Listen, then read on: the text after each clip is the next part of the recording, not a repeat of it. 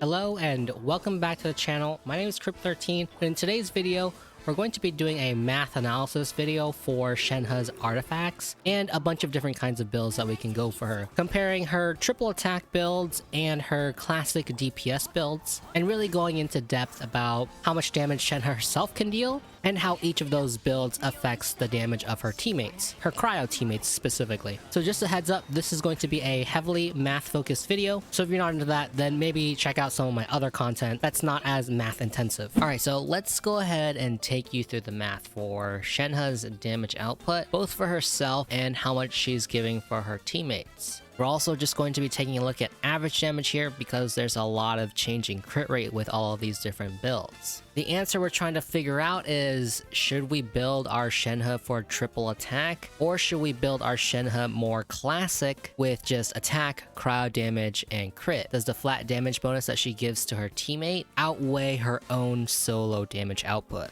And like pretty much everything in Genshin Impact, the answer is it depends. So let's first go ahead and take a look at her most recommended build, which is a 2-piece Gladiator, 2-piece Shiminawa with triple attack in order to boost her flat damage bonus to as much as possible. The setup that we're using for Shenhe's own damage is Chongyun Shred, her Elemental Burst Shred, and Viridescent Venerer Shred. Chongyun providing 10, her Elemental Burst providing 13 at level 8, and Viridescent Venerer providing 40. We also have a little bit of extra damage bonus, 15% on our elemental burst damage because we're using the tap version of her elemental skill. Her crit rate is going to be 44.3% and her crit damage is going to be 104.6%. This is a pretty average build.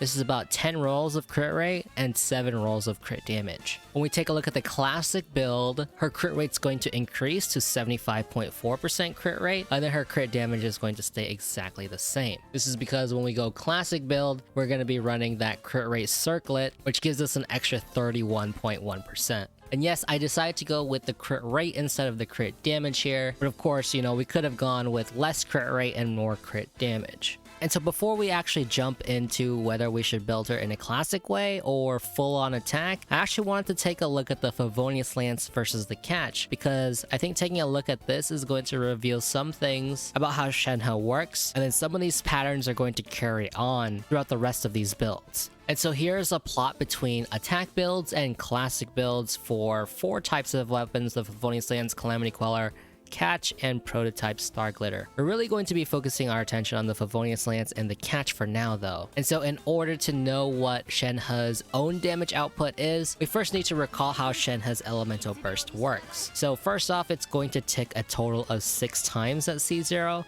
but each tick actually deals 2 instances of cryo damage. So what this means is that if we start with the press version of her E skill and then pop her elemental burst, only the first 4 ticks or first 4 hits are going to have the Icy Quill buff. The first one is taken by the cast damage. So what this means is that her practical solo damage output is going to be the E skill tap, burst skill damage with the Quill buff, 4 dots with the Quill buff, and then the remaining dots, the remaining 8, are going to have no Quill buff. But we also have to consider the duration of our buffs, our Chongyun buff, and our Viridescent Venerer buff, and our press buff. All of those things only last 10 seconds, but our elemental burst lasts 12. So what this means is that our last tick, our last 2 instances of cryo damage, actually are not shredded or buffed. So what this means is that this is a slight over calculation, so please keep that in mind for the rest of this video. So now let's go ahead and take a look at the Favonius Lance versus the Catch. Obviously, the classic build gives us the most damage, and then the attack percentage builds give us the least amount of damage for Shenhe's own solo damage. The Catch actually ends up giving you more damage because of the extra elemental burst damage and crit rate, and that's really where most of her solo damage comes from. And so if we take a look at this burst dot with Quill multiplied by 4, 16.5k versus 22k, this is about a 28.4% damage difference. I would say that is quite the considerable amount of damage. And then the total damage here, 56.8k versus 44.5k. That total damage difference is 24.1%. So that's pretty big, I would say. Using the Catch over the Favonius Lance, Shenhe's own solo damage is going to be much better with the Catch. But now we should take a look at how much damage she's providing to her teammates. So I'm going to be using Ganyu for this. With the Favonius Lance, the flat damage bonus is 2,319, and with the catch, it's 2,181. And we can see that the damage difference between Frostflake Arrow and a melted Frostflake Arrow, it's actually not a whole lot. If I take the actual damage number difference between the melted Frostflake Arrow, it's about 1,117. If I take the Bloom, let's go ahead and do that. It's about 1,111. Multiply this by the 5 Icy Quills, and that's about a 5,000 damage difference, 5.5k. If we go back to the damage difference between the Catch and Favonius Lance builds here, that's definitely a lot less. There's about an 11k total damage difference here. So if you were to add this up, the overall damage on using the Catch is actually going to be better, even though you provide less damage bonus to Ganyu. 5k with the melt damage versus about 11k here with Shenhe's own solo damage output. And then if we actually took the damage between the non-melted damage, it's even less. Let's go ahead and do that. And so when we don't melt, that damage difference is only 647. Multiply this by 5 and it's only 3k. So it's even less if you don't melt. So 3k damage difference versus 11k damage difference. It definitely seems like running the Catch is actually going to be better for the Favonius Lance in terms of overall damage output. However, this would only be the damage of one extra cryo character on your team. If you had multiple cryo characters on your team, then we would double that or even triple that if you have 2 or 3 cryo characters. And once you start doing that, once more cryo characters start using the Icy Quills, then this gap definitely starts to get closer. So what this means is that if you're using multiple cryo characters, the Favonius Lance's higher flat damage bonus is going to be better than trying to output solo damage with Shenhe. But if you're not using multiple cryo characters, then it actually might be better to go with the Catch if you're looking for better overall damage. Another positive for the Favonius Lance is that it creates more particles, which could definitely help out in the long run, because you need all of those elemental burst buffs. That resistance shred definitely helps out in increasing our damage by a lot. So definitely choose the weapon that fits right for your team, whether you're using multiple cryo characters to take advantage of the quills or not. But that's kind of the key here for most of Shenhe's builds. It depends on how many cryo characters are actually on the team and how many of them actually take advantage of the Icy Quills. Now let's go ahead and take a look at the Calamity Queller attack percent build versus classic build. Shenhe's own damage output with a classic build is definitely a lot better than a full attack build. The overall damage here is 83k versus 66k, and the total damage difference here is about 17,000 damage. In terms of percentage, this is about 22.8% damage difference between the attack build and a classic build. So that's definitely quite a big gap. And then let's go ahead and do the same comparison. How does that change our Ganyu's damage? Well, the triple attack build gives about 3,166 flat damage bonus, and the classic build gives about 2,479. And here I already did the percent damage difference, and with the Frostflake Arrow, we get 9% damage difference, and with the Bloom, about 6.25. Melt, the percentage damage difference is the same, but what if we actually took a look at the actual difference, the actual number here? So let's actually try and input that. So it's about 3k on the Frostflake Arrow. And on the Bloom, it's also about 3k, 3.2k. Multiply this by 5, that's about 15,000 damage. So compared to the attack and classic build, there was 17,000 damage. So that's pretty close. Let's go ahead and take the melt.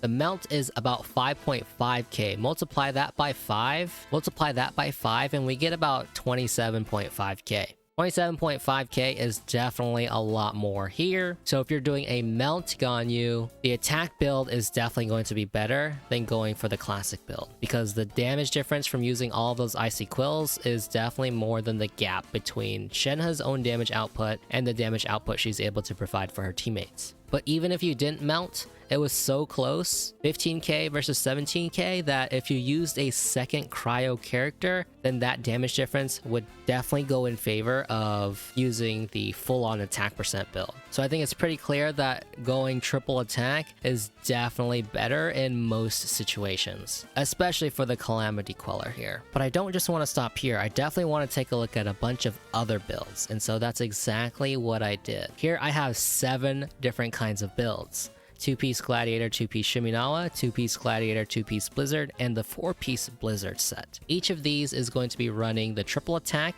and classic build. 4-piece Blizzard is going to have a honorable mention here with a double attack build and crit damage circlet. Also do note that for the 4-piece Blizzard builds, I adjusted it to have better crit damage because the 4-piece Blizzard set bonus gives us so much crit rate. So a triple attack 4-piece Blizzard build is going to have 87.3% natural crit rate from all of those buffs, cryo resonance, and from being frozen. And then a classic build with crit damage circlet is going to have 87.3% crit rate and 166.8% crit damage. Same thing goes for the double attack and crit damage. And so taking a look at Shenhe's own damage output here, the classic 4-piece Blizzard build allows Shenhe to output the best solo damage. And then the worst is going to be the Gladiator Shiminawa full attack build. However, this one will give you the least amount of damage bonus, and then this one's going to give you the most amount of damage bonus. So is Shenhe's own solo damage output enough to justify building her this way? The total damage difference here is a massive 55% damage difference, so that is pretty damn large. The actual damage number difference here is about 46.5k. So how does this affect our other cryo characters? We're going to be using Ganyu again for these damage calculations, both non-melted and melted damage. Our Blizzard builds will not be melted, so that's what these zeros are, because if you're going Blizzard, you're running that into a freeze team in order to get as much crit rate as you can. And you can see that for Ganyu's own damage output, the gaps are not as significant as Shenhe's damage output. Between the first and the second here, about 37,271 versus 36,646. And for a melt, 91,434 versus 90,361. I went ahead and took the damage difference here, 625 between our first and second best for Ganyu's damage output, which is a Calamity Queller full attack build, Gladiator Shiminawa, and Calamity Queller full attack build with Gladiator Blizzard. 625 damage difference. Not a whole lot. Really not a whole lot. The Bloom, same thing, and then if we melt it, it's about 1,080 damage. Multiply this number by 5, and we only get about 3k or 5k if we melt. And so comparatively to Shenhe's own solo damage output, we said it was about 5k. So actually this is about the same. Damage difference here, 60k versus 65k. So honestly, it doesn't really look like it's making a huge difference here. However, again, this is only just one cryo character, so multiple cryo characters, and then that Icy Quill damage difference is definitely going to go up. And so in that case, definitely going the full attack percent build is the way to go. Exactly the same thing that we saw earlier. The more characters that use those Icy Quills, then going full attack percent is better. But if it's just one character using those quills, then there isn't really a huge difference. So that was between the first and the second best, and also the last and second to last for Shenhe's solo damage. But what about the first and the last? How big of a gap is that? I think I mentioned it, it's about 55%, and then the actual damage difference is 46,000 here. And then if we take a look at Ganyu's damage, 37,271 versus 32,813 on our arrow. And then for melt, 91,434. 84,816 on the melted bloom damage. And so I actually took the difference here between the first and the last. Between the first, which is the full attack build, Gladiator Shiminawa, versus the last, which is the classic build with 4-piece Blizzard set, our Ganyu is least boosted by the Blizzard set, which makes sense because we have the least amount of flat damage bonus. The damage difference here is 4.4k. We multiply that by 5 and we end up getting 22k. So for Ganyu, who uses all 5 of her quills with her charge attacks, this is about how much of a damage difference there is between going for a full attack build Shenhe, and a 4-piece Blizzard Shenhe. Now since the Blizzard set can't melt, let's go ahead and use the second to last build, which is a Gladiator Blizzard set. So if we take the damage difference of the melt here, it's about 6.6k. Multiply that by 5 and we get 33,000 damage difference. So let's remember these two numbers, 22